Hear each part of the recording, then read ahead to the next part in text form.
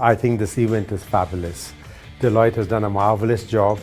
I can see energy in people, and that really sparkles from the eyes. The people are looking at opportunity in India. India stands at a brink where we can bring in the next manufacturing revolution here now. And this revolution, unlike the previous revolution, is for manufacturing intelligence. India has the skill sets.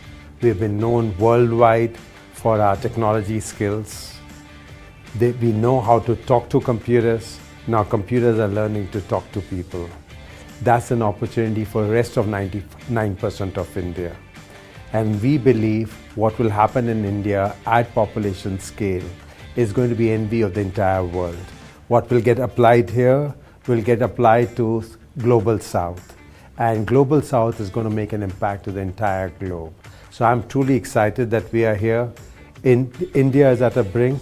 I think the work Deloitte is doing is fabulous.